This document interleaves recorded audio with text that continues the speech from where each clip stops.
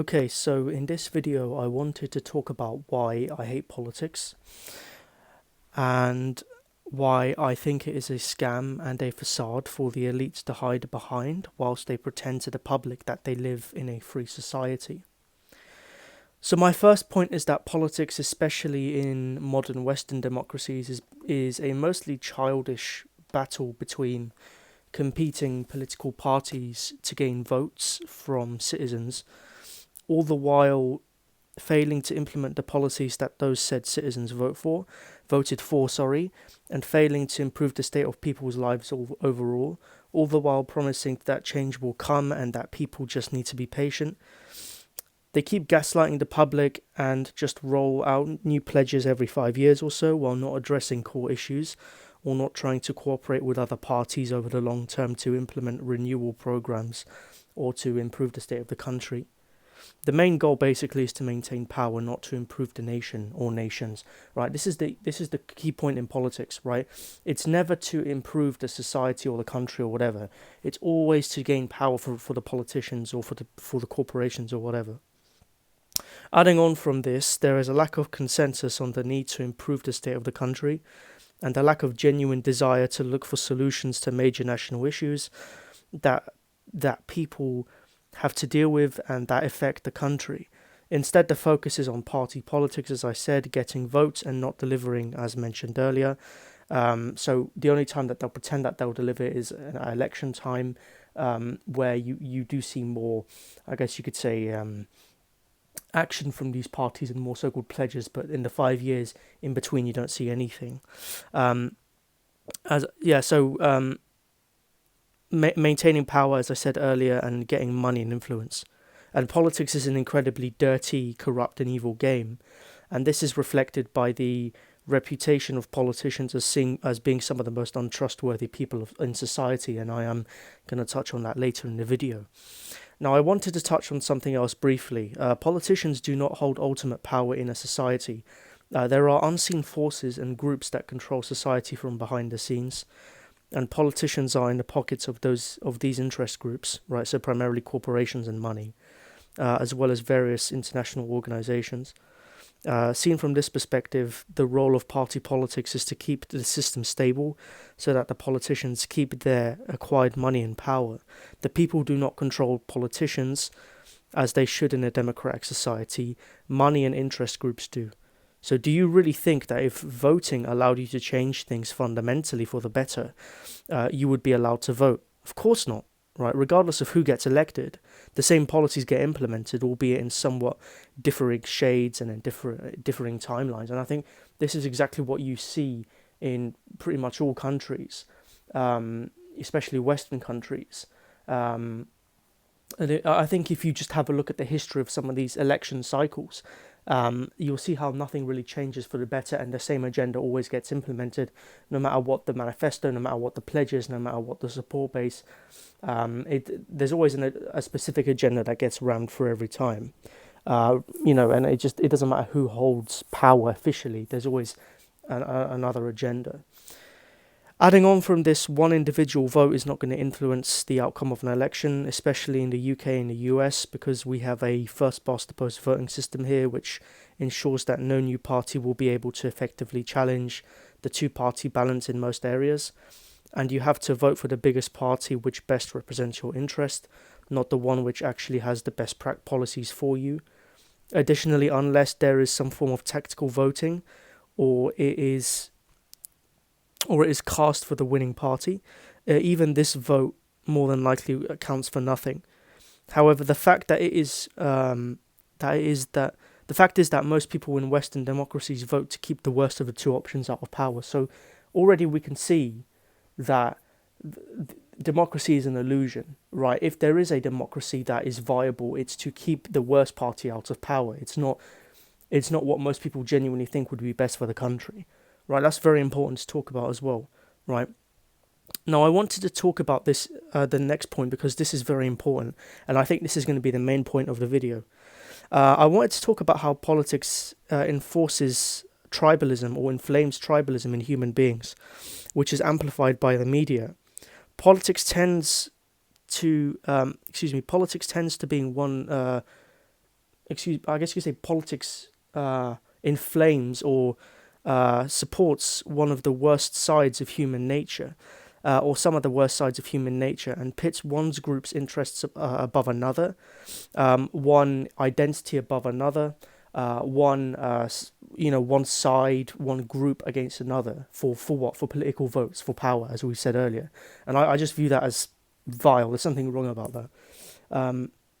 And politics didn't used to be like this, but with the rise of identity politics over the past 10 or 20 years or so, this is really starting to show itself, right? Now, this is something that, I mean, how would I say this, right? Instead of forming unity, right, over common goals, instead of looking to improve the state of the country that everybody lives in from, I guess you could say, a utilitarian perspective, this is something that, this is something that is going to be just used for the elites, right, to pit the masses against each other so they can't see the true enemy. Or not the enemy, but the true opposition, right, the people that truly hold power. And this can be easily seen in America over recent years. I'm primarily talking about identity politics here, where people tend to hate on the other side for supporting who they support, rather than a rational analysis of policies, and have disagreements over these policies and policy implementations. And this allows the real issues to be overlooked and the elites to continue to gain power and control over society from behind the scenes. Right, that's very important. That's basically what politics, and especially identity politics, is, right? Now, all of this being said, I find it very interesting, actually, that society tries to encourage individuals to vote in every election, which I think should tell you something.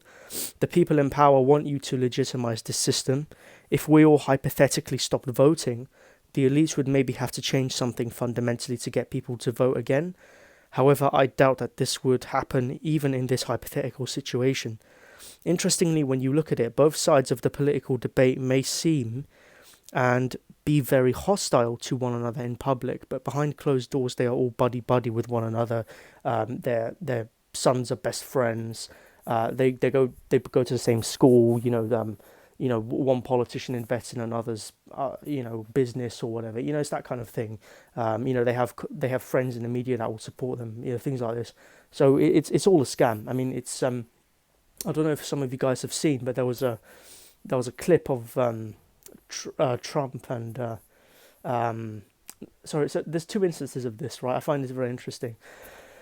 So do you guys remember where a couple of years ago, when it was still Trump versus Hillary, in 2016, 2017, and there was a picture of them that emerged a couple of decades ago of them like all being buddy with each other, with their friends, with their family members, living it up, right? But then around 10 years or so later, and I know the context was different, but 10 years later they're suddenly hating each other. I mean, it seems kind of fake, forced, something seems a little off. Additionally, there was, if you guys saw just before Trump got back in office early this year, if you guys saw what happened with Obama, when he turned around when they were chatting to each other, they were having the time of their lives, and they're meant to be sworn enemies. Now, I think there was another clip of Biden and Trump, just chatting like friends in the back of a car or something. Like literally, I'm just thinking to myself, and we're supposed to believe that these people hate each other. I mean, but the thing is that they don't, right? Because they're at the top, right? So why would they hate each other? But the masses are always going to fight each other. Oh, who supports this person? Who supports the other person? It's stupid. Now, politics, I want to talk about this for a while. Politics attracts some of the worst individuals in society, right? So namely psychopaths and narcissists, as these type of individuals crave power and control and lying above all else. I'm obviously not saying that all politicians or even most are narcissists and psychopaths. However, compared to the vast majority of professions and careers in society, these fields tend to have a significant minority of its members belonging to these groups. And that's the nature of being involved in politics. It's a dirty game, as I mentioned earlier. So you are going to attract these sorts of individuals en masse compared to other, careers, right? So that adds on to the dodgy nature of politics in general, And it suggests that the fact that so many of these types of individuals are attracted to this institution suggests that politics probably isn't done for the good of the population. And as we said earlier, it's just to get money and status, to boost egos, right, to gain goals for individuals, right? I mean, it's not, it's pretty obvious, right? When you look at the mindset of psychopaths and narcissists, it should be very obvious that in order to play these games of power at the top, you are going to have to be more than likely one of these individuals, right, or have traits of psychopaths and narcissists. And lastly, I would argue that freedom of speech is in massive decline across supposedly free democratic societies, and this hinders the ability of democracy to function and to generate spontaneous debate as to how to improve society. The rise in polarization further allows the elites to profit off this divide, whilst core issues remain unaddressed, as I said earlier, which is a core point. That's why I keep talking about it, so you guys get the point, right? And it's so relevant to these points as well, these other points. Additionally, given the decline in individual liberty in the West in recent years and decades, there seems to be an active effort to restrict individual rights and autonomy, and almost all politicians of almost all parties seem keen on promoting these restrictions. So, for instance, increases in security cameras, ID laws, monitoring, etc. And that's another major red flag, right? The fact that you don't see any politicians really speaking out against this, and the ones that you do see speaking out against this are also not trustworthy, or they also have, it seems like, controlled opposition. And that's something else as well. I'm pretty sure, like, when you look at politics, it's, as I said before, it's all controlled, and there's always controlled opposition. And even these controlled opposition figures, like in the UK, it's Nigel Farage. If you really look at these individuals, you know, a couple of decades ago or a couple of years ago even, they would say some very sus things. Like, I think Farage was even caught on camera saying that he thought that Tony Blair should do some kind of vaccine initiative for COVID a couple of years ago. Now, that seems very sus. And, you know, it just doesn't seem like something you would expect an actual opposition figure to say. But yeah, I mean, all of that being said, what do I think about politics like as a summary, right? Do I think you should take it seriously? Do I take politics seriously? Now, I would say, like, you know, other things as well, like, should you vote? Now, I personally vote for the sake of it, for the reasons that I said earlier. Also, we do live in a society, and so, you know, you are going to have to, you are influenced by politics, right? I mean, regardless of these criticisms that we say here, you are influenced by what goes on in politics, right? You may dislike the process, you may despise the process or see it as a sham, but you are still influenced by them, right? And so voting, you know, it's just kind of it's kind of a futile action, but not entirely, right? One vote is not going to change anything, but I mean, I guess it's better to be informed about what's going on at the very least.